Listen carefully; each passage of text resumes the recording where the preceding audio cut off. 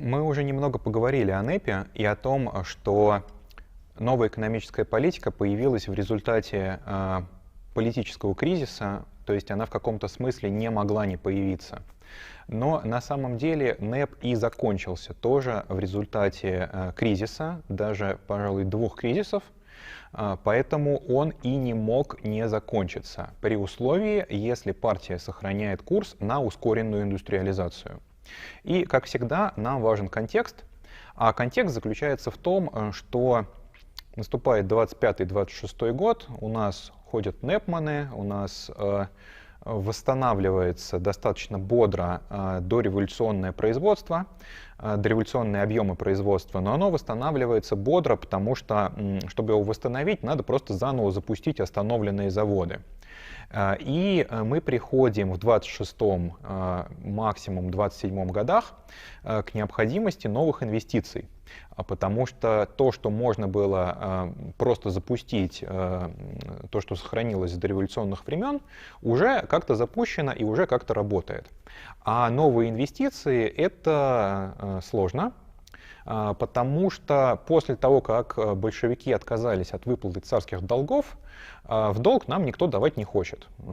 И получается неприятная ситуация, когда через почти 10 лет после революции мы едва-едва восстановили дореволюционный уровень, и возникает вопрос, а чего ради, собственно, мы все это затевали.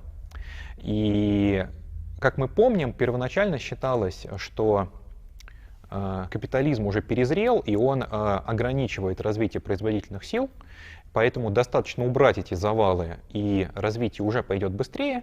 Но тут мы приходим к тому, что в наших конкретных условиях России 25-26 годов для этого все-таки нужны специальные мероприятия, и как минимум нужно передовое оборудование, потому что с моим ходом мы будем развиваться медленно и печально. Передовое оборудование зарубежное. Зарубежное оборудование в кредит нам продавать не желают, а готовы продавать за, ну, по сути, бартер. То есть за живую валюту нам нужно что-то вывести, получить валюту и на эту валюту купить новое оборудование для того, чтобы мы могли развивать нашу промышленность дальше. Более того,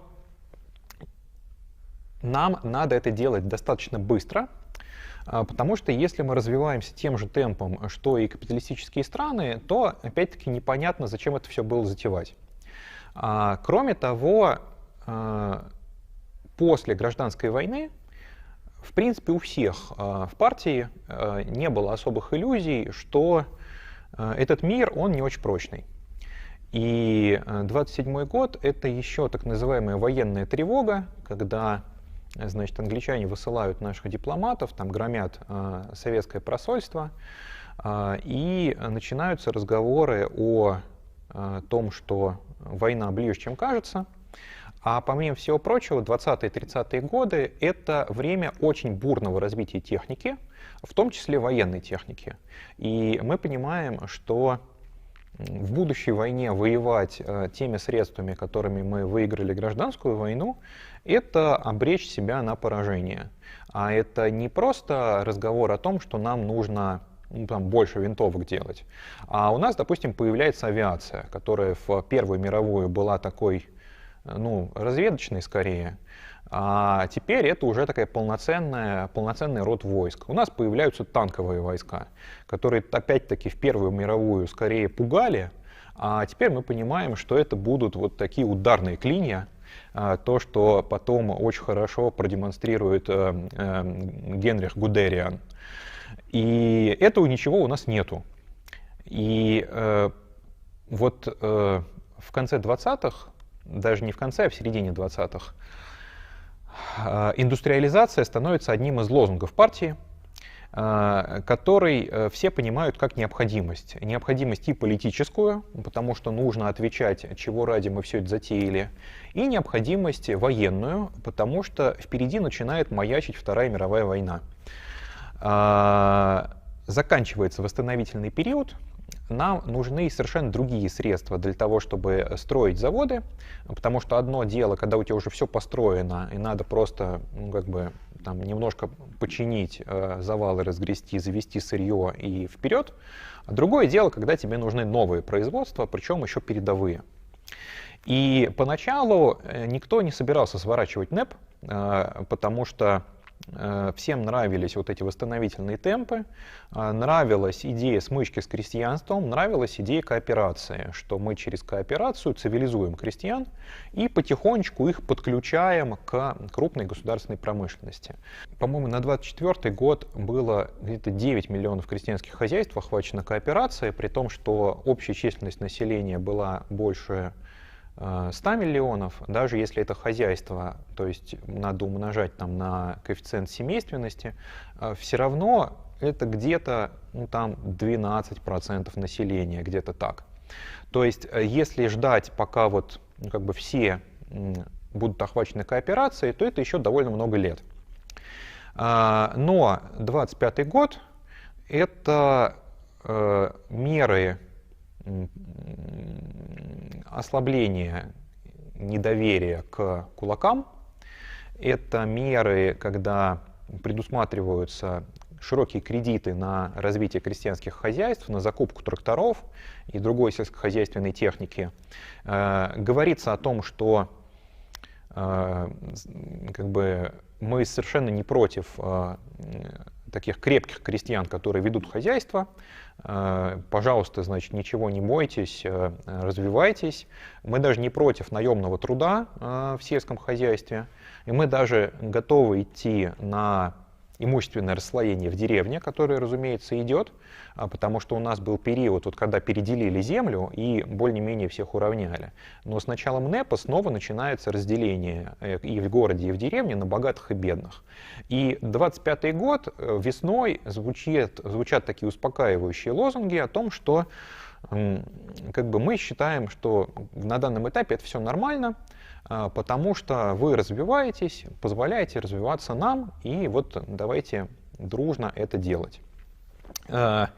Официальный глава Советского Союза, то есть председатель ЦИК Михаил Иванович Калинин, которого, значит, называли всесоюзным старостой, он сам был из тверских крестьян, собственно, город Тверь в советское время назывался Калинин в его честь, и вот он очень обнадеживал крестьян, что развивайтесь, не бойтесь, все будет хорошо. Потому что 25-й год — это идеи о том, что индустриализация будет проходить примерно следующим образом. Мы у крестьян покупаем хлеб, хлеб вывозим, продаем за рубежом, на вырученные средства покупаем оборудование, привозим, ставим, запускаем новое производство, у нас больше товаров, а у крестьян есть деньги, которые они получили за продажу хлеба. Они покупают дополнительный объем промышленных товаров, и баланс, все сходится. Значит, крестьяне с деньгами, мы с новым уровнем промышленности, все довольны. Когда дошло до реализации, выяснилось, что крестьяне не готовы продавать заложенные в план объемы хлеба по заложенным в план ценам. То есть хотите такие объемы, платите большую цену. Чтобы не срывать вот эти экспортные планы, уже сверстанные, заготовители согласились давать крестьянам большую цену. Соответственно, у крестьян на руках осталось больше продукции, и они скупили больше товаров, чем предназначалось. Как следствие, не хватило товаров для города.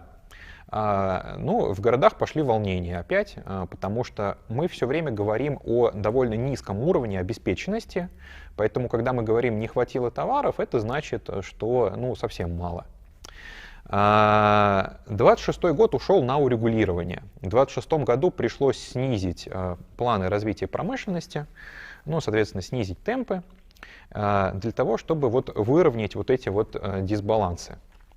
В 27 году попытались второй раз, но заготовителям уже сказали, что цены не поднимайте, потому что тогда у нас все наши наметки наперекосяк поедут. Цены не поднимайте, понятное дело, крестьяне сказали, мы вам тогда ничего не продадим. Мы вам ничего не продадим, это значит, что мы закупаем меньше оборудования, чем планировали, устанавливаем меньше оборудования, чем планировали, выпускаем меньше дополнительной продукции, чем планировали. Но помимо закупок оборудования за рубежом, у нас весь год еще шло строительство. У нас были капитальные вложения здесь, потому что оборудование надо устанавливать в какие-то цеха, мы их уже строим. А со стройкой есть такая неприятная вещь, что деньги строителям ты платишь вот прямо сейчас, а дополнительные товары у тебя появятся не раньше, чем когда ты все достроишь и запустишь. И эти строители с этими деньгами приходят в магазин, а в магазине ничего нету, потому что экспортный план не выполнен, значит, оборудование не закупили, не установили, новых товаров не произвели. И зарубежных товаров тоже завезли меньше, потому что, опять-таки, в кредит с нами не торгуют, а торгуют только за живые деньги. За живые деньги мы должны были выручить от продажи хлеба, а хлеба мы продали меньше, потому что крестьяне нам его продали меньше. И 2 года подряд, вот с промежутком на урегулирование, партия упирается вот в одну и ту же проблему, что если мы хотим развиваться быстро, то с сохранением рыночного равновесия этого делать не получается. У нас не получается, чтобы у нас вся система, все балансы сходились, и при этом еще быстрое развитие было. А развиваться быстро нам очень хочется вот по целому ряду причин. А одновременно, если мы все-таки развиваемся быстро, то нам, нужен хлеб. И весь 27-й год идет дискуссия о том, как, собственно, взять у крестьян больше хлеба, чем они готовы давать по тем ценам, которые мы готовы за него платить. Оппозиция предлагает хлеб, грубо говоря, отобрать. Это уже неизвестно какая по счету оппозиция, объединенная оппозиция троцкистско-зиновьевская.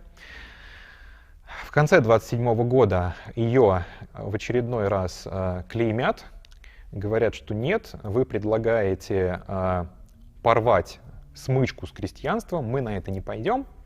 Значит, политически оппозиция терпит крах, и в начале 1928 года в деревне начинают проводиться почти те же самые меры, которые она предлагала.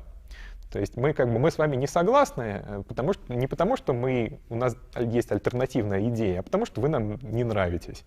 Вот. Но вашу программу мы будем реализовывать, потому что по-другому не получается. 1928 год начинаются принудительные заготовки, значит, там были разные формы, то есть, допустим, крестьян, которые не хотели сдавать хлеб, объявляли спекулянтами. То есть по-хорошему спекулянт — это кто перепродает втридорога, а здесь говорят, вот раз ты продавать не хочешь задешево, а хочешь продавать задорого, то ты тоже спекулянт. А крестьяне отвечают понятным образом: весной 1928 года они сокращают запашку. То есть раз вы с нами так, то мы будем опять выращивать не больше необходимого минимума.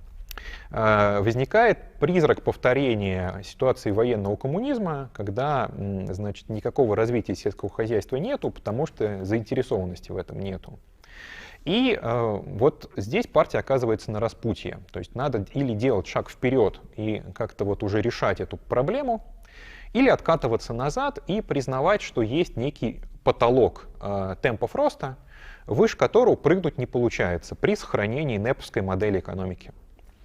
В 1928 году возникает теперь уже правая оппозиция во главе с Бухариным и Рыковым, которые говорят, с крестьянами так нельзя. Даже не потому, что вот Бухарин и Рыков, они были более человечные, а потому что они говорят, мы сейчас опять получим гражданскую войну. То есть вы забыли, как это было. И здесь, конечно, был очень рискованный момент, потому что вот сталинское большинство в ЦК, оно решило рискнуть и выиграло. Решило рискнуть тем, что оно посчитало, что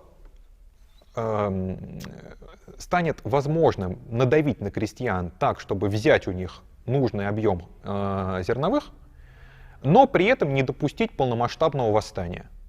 То есть, к сожалению, реалии конца 20-х годов, начала 30-х — это очень жесткие выборы. Поэтому мы можем справедливо обвинять этих людей в жестокости, Но нужно понимать, что у них вот все время были такие вот очень такие развилки, когда надо выбирать из плохого и очень плохого. Поэтому Бухарин говорит, это делать нельзя, будут восстания. Сталин говорит, да, будут восстания, но мы с ними справимся. Поэтому 29-й год — это начало того процесса, который мы знаем как форсированная коллективизация. Коллективизация действительно преследовала в том числе цель повысить эффективность сельского хозяйства. Потому что пахать землю трактором эффективнее, чем пахать землю с помощью лошади и сахи. А еще, значит, вносить в землю удобрения эффективнее, чем вносить в землю навоз. Но, то же самое но. Чтобы у нас появились трактора, нам надо построить тракторные заводы. Чтобы у нас появились тракторные заводы, нам надо закупить оборудование. Чтобы у нас появилось оборудование, нам надо что-то продать иностранцам. А продавать нам пока нечего. Поэтому, к сожалению, во всей этой схеме появляется вот этот временной лаг длиной как раз в первую пятилетку, который надо просто пережить. Потому что у вас еще нет тракторов, у вас еще нет удобрений, но у вас уже надо взять больше зерна, чем вы готовы отдать. К сожалению, так. Поэтому после всех этих оппозиций большинство партий, понимая все вот эти вот не очень хорошие расклады, ощущает необходимость сплотиться ради вот этого очень тяжелого последнего решительного рывка. Потому что понятно, что первая пятилетка будет тяжелой, и здесь или пан, или пропал. Или мы запускаем заводы, производим трактора, сельхозмашины, повышаем урожайность и начинает хватать всем, или нас сметут. Или мы запускаем заводы, создаем собственное машиностроение и готовимся к войне, или нас сметут. То есть я не призываю сейчас, мне бы не хотелось, чтобы я выглядел как человек, который просто вот как-то обеляет или говорит, что вот туда им и дорога, вот кулаков раскулачили, вот плохие были люди, так и надо было с ними поступить. Нет.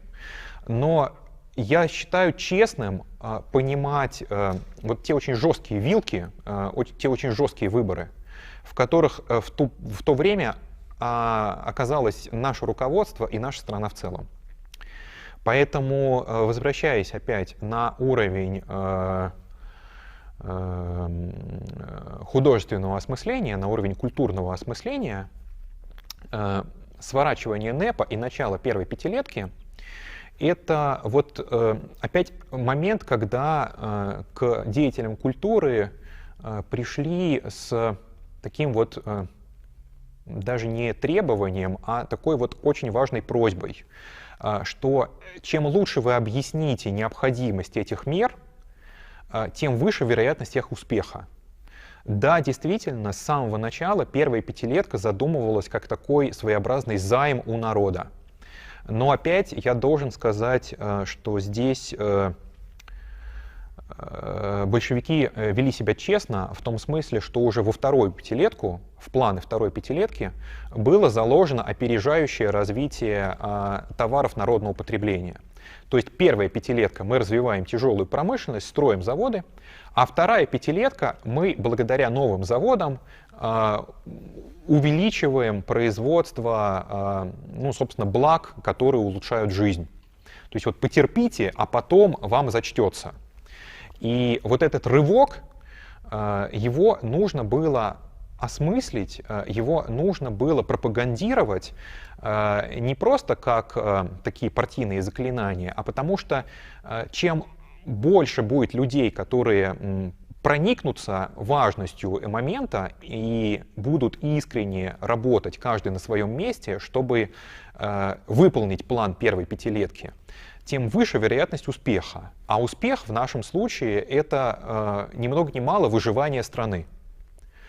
Поэтому, когда мы читаем прессу того времени, мы должны понимать, что вот этот пафос, он был не напускным. По крайней мере, для тех людей, которые разбирались в политическом и экономическом моменте. Это был пафос, который был необходимой составной частью экономической модели первой пятилетки. Потому что чем больше людей будет в ней участвовать, тем выше вероятность успеха, при том, что с самого начала было ясно, что это очень тяжелый момент, который нужно просто всем вместе пережить. Конечно, когда мы говорим о первой пятилетке и о том, что работники культуры включились в пропаганду этой пятилетки, и что эта пропаганда была необходимой составной частью экономической модели, которая позволила в конечном итоге пятилетку выполнить, нельзя не поговорить о планах. Потому что лозунги о выполнении плана тогда висели везде. И само наличие плана подавалось как важнейшее преимущество советской системы по сравнению с капиталистической. Особенно на фоне того, что первая пятилетка пришлась на Великую депрессию на Западе, благодаря которой, кстати говоря, нам продали много такого хорошего оборудования, которое в других условиях, может быть, вообще бы не стали продавать. Планирование действительно было отличительной чертой советской экономики, и народно-хозяйственные планы были ноу-хау советских плановиков, потому что ничего похожего в мире до этого времени никто не делал.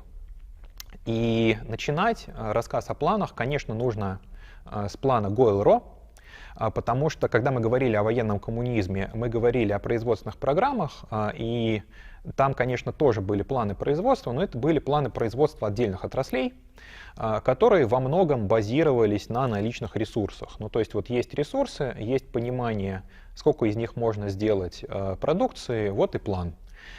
Но в то же время, когда заканчивалась гражданская война, на 9-м съезде партии, за год до принятия НЭПа, был поднят вопрос о едином хозяйственном плане. Был поднят вопрос о том, что если у нас есть много планов отдельных, то значит у нас нет плана, потому что каждый работает по какому-то своему плану и получается ничего хорошего. И весь 2020 год шла дискуссия о едином хозяйственном плане, но, честно сказать, по тем материалам, которые я видел, в основном это была дискуссия, напоминающая басню Крылова «Квартет», о том, что нам надо как-то перетасовать имеющиеся хозяйственные органы, чтобы они лучше работали. То есть непосредственно методологии составления этих планов там уделялось не очень много места.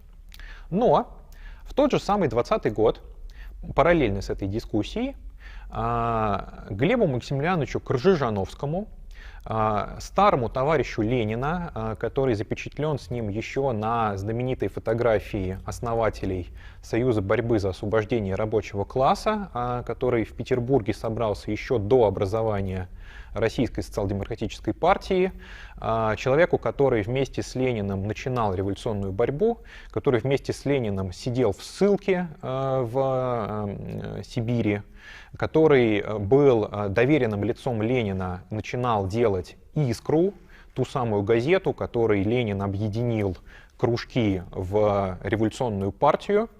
И тому человеку, который после первой русской революции еще успел поработать в электрификации, дослужиться до директора первой российской районной электростанции «Электропередача», то есть был одновременно уважаем и в среде революционеров, и в среде технической интеллигенции, как их тогда называли, спецов. Вот этому сочетающему в себе удивительные, обычно несочетаемые компетенции человеку, Ленин ставит задачу подготовить брошюру об электрификации, читает эту брошюру и сразу ставит вторую задачу расширить ее и усилить политическое звучание этих планов, чтобы не просто дать план электрификации, а дать образ будущего, который возникнет, если этот план выполнить. И в начале 2020 года формируется комиссия Гойл-Ро, куда Кружановский привлекает старых специалистов. Многие из них с подозрением относились к советской власти, но с Кружановским были готовы работать. И к концу 2020 года эта комиссия формирует план ГОЭЛРО, государственный план электрификации России. Ну, правда, тогда Россия — это была европейская часть России. И Ленин читает этот план и, выступая на съезде Советов в декабре 2020 года, он говорит, что вот план Гойл-Ро — это и есть тот единый хозяйственный план, про который дискутировали целый год, и никакого другого плана нам не надо. Чем план Гойл-Ро отличался от всех остальных планов? Это был план не перестановки разных наркоматов между собой, а это был план перевода всей промышленности на новую технологическую основу, что должно было дать скачок в производительности труда. А этот скачок в производительности труда должен был изменить жизнь и в деревне, и в городе.